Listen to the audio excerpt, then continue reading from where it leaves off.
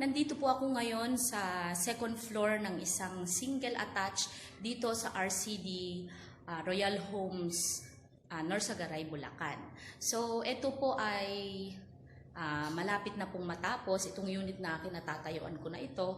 At kung mapapansin po natin, ayan po.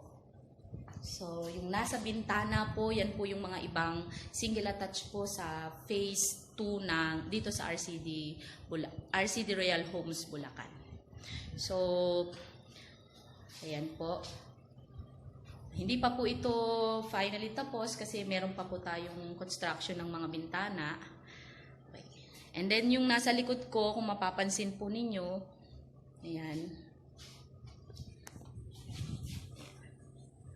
Ayan po. So dyan naman po itatayo yung mga townhouse with carport, at yung nakikita nyo po na few units na yon ay yun po yung townhouses without carport. Ayan.